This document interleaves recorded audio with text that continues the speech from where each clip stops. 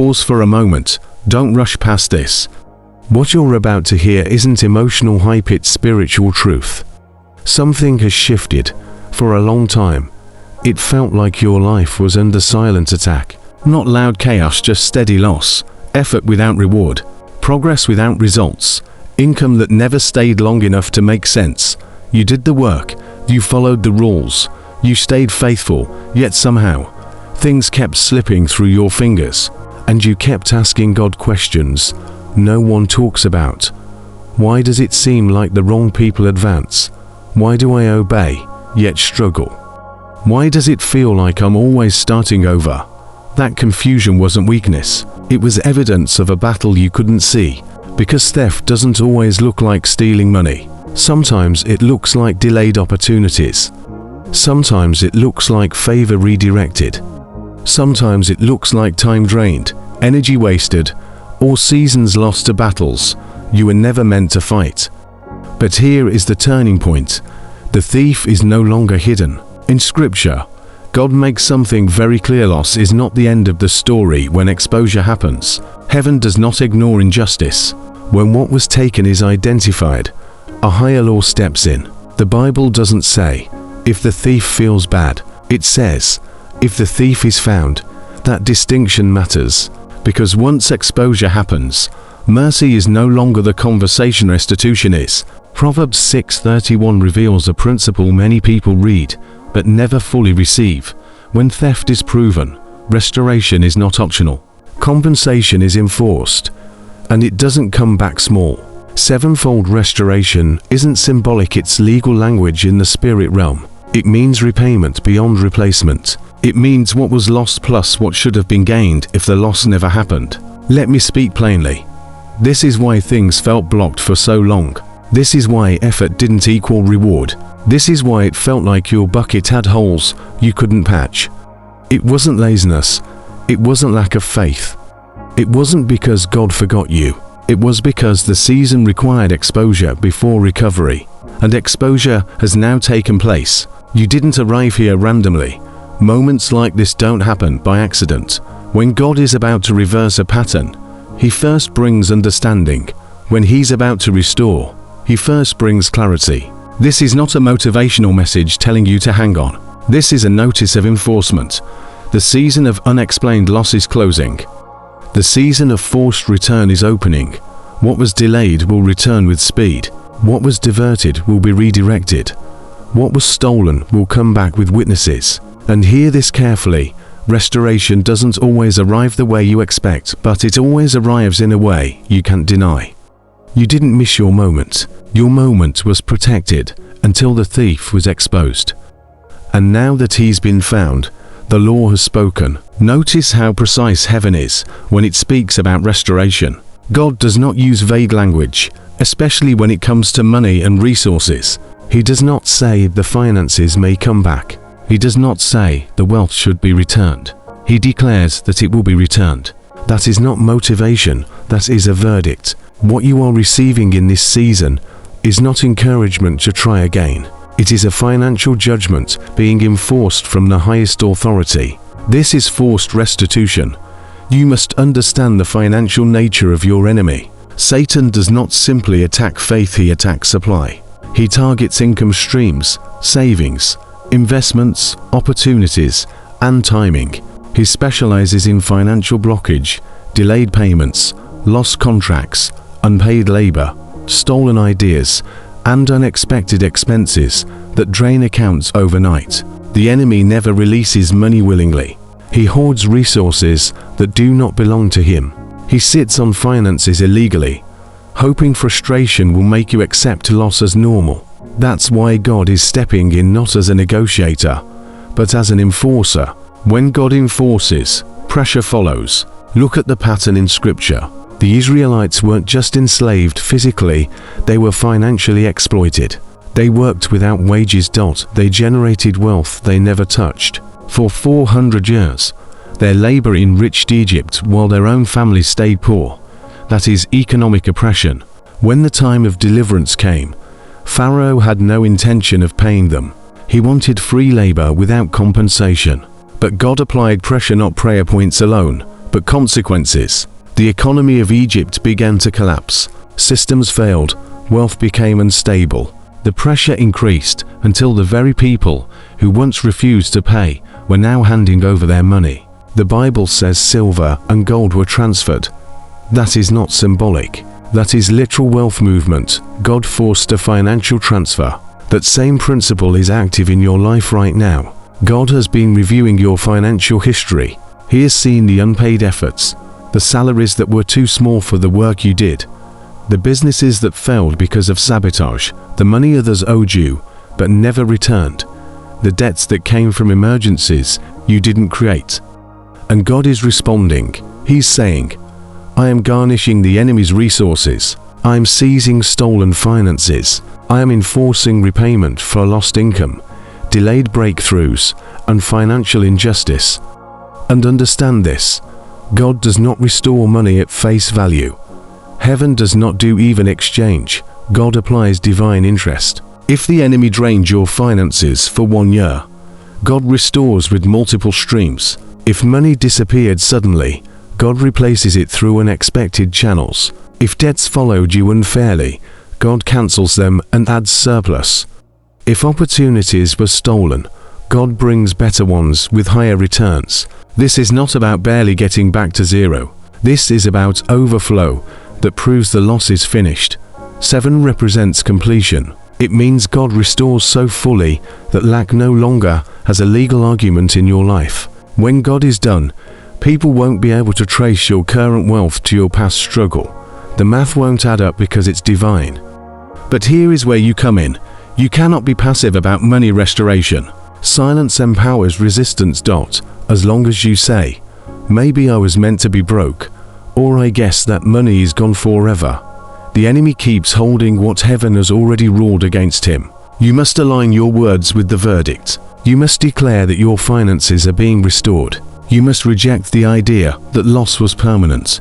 You must stop calling financial theft God's will. This is not a season to survive paycheck to paycheck. This is a season to collect what was withheld. The ruling has been issued. The pressure has begun. And the money that was delayed is being released. Silence is never neutral in the spirit.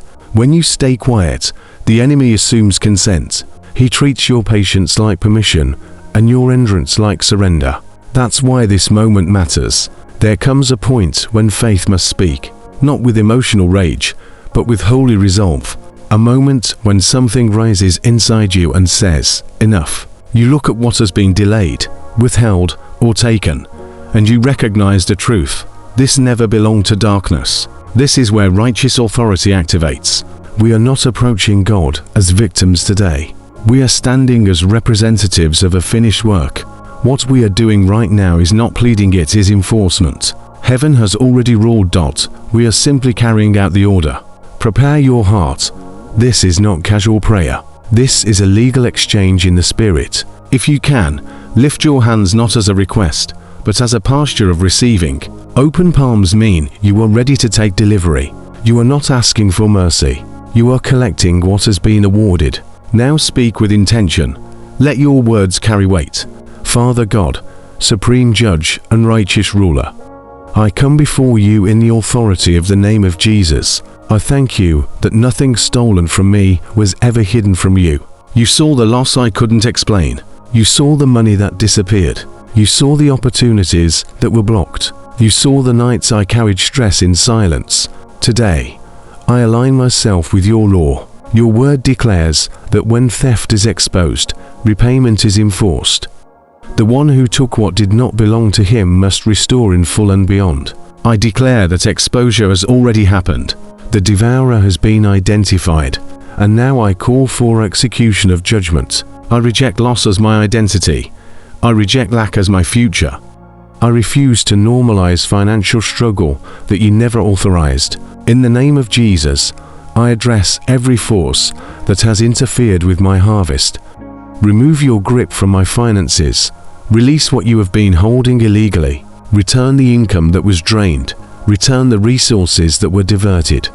Return the progress that was slowed. I call back what was lost in time.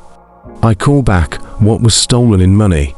I call back what was damaged in joy and stability. I declare enforced repayment, not equal exchange, but multiplied return. Let provision come from directions I did not expect. Let favor replace frustration.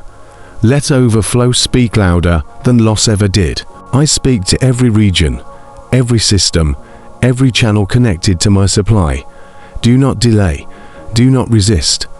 Do not withhold. Release the payments. Release the opportunities. Release the contracts, approvals, and resources assigned to me. What was meant to break me will benefit me. What was intended to delay me will advance me. I reclaim peace. I reclaim momentum. I reclaim purpose. I receive my settlement. I receive restoration with increase. I receive completion of this matter. This chapter is closed. This verdict stands. And I move forward compensated, restored, and established. Amen. Now pause. Take a breath. Let your body catch up with what just happened in the spirit. That sense of confidence rising, that steadiness, that clarity, that is authority returning to its rightful place. You didn't stir up emotion. You enforced a ruling. This is not voluntary release. This is forced restitution. Often, when God moves, He does not move slowly. He moves abruptly. One day looks ordinary and then something shifts. A notification appears. A balance changes. A burden disappears. A conversation happens that you didn't plan. Money you stopped expecting suddenly finds its way back to you. An obligation you feared quietly dissolves. Someone remembers what they owe you and feels an urgency they cannot explain. When that moment comes, don't minimize it. Don't label it coincidence. Don't say, "I just got lucky." Call it what it is, the word working. This is what happens when a spiritual verdict reaches the natural world. What was settled in heaven eventually manifests on earth. There is always a delay between decision and delivery, but the delivery is guaranteed. However, I need to prepare you for something important. You are stepping into a season of accelerated recovery, and that season demands discipline. The enemy cannot reverse what God has ruled, but he will attempt to disrupt your confidence while you wait. He will point your attention to numbers, timelines, and past disappointments. He will try to convince you that nothing changed. That is noise. Do not agree with it. Once a transaction is complete in the spirit, doubt becomes the only remaining weapon. If he can't stop the transfer, he will try to stop your expectation. You cannot go back to rehearsing loss. You cannot keep narrating what went wrong. Your words matter now more than ever. Your mouth is not just for testimony, it is a transport system. What you consistently speak either slows or accelerates what is on its way. Language of lack interrupts flow. Language of restoration aligns timing. From this point forward, speak only in expectation, not arrogance alignment. And here's another truth many people miss. Increase requires preparation. If God restores beyond what you lost, will you be ready to manage it? Overflow without structure becomes leakage. That's why wisdom must rise alongside faith. Get organized. Put systems in place. Clarify your priorities. God is not restoring resources so they can disappear again. He's repositioning you to be a channel. This season is not just about you having enough, it's about you becoming someone others can depend on. He's shaping you into a distributor, not just a receiver.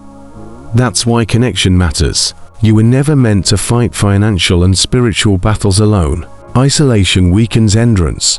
Community strengthens momentum. You need people who agree with what God is doing in your life and refuse to let you shrink back into old thinking. If this message resonates with you, don't just observe, connect. Stay plugged into this assignment. Become part of a people who believe God still restores, still repays, and still elevates. And before you go, seal this moment with intention. Don't scroll past it. Participate. In the comments, write this declaration not as a wish, but as agreement. I receive full restoration. Let that be your public alignment with the verdict. What you acknowledge, you activate. Get ready. Make room. Order is returning. Resources are shifting. And what was taken is being brought back completed, corrected, and multiplied. I'll see you again soon.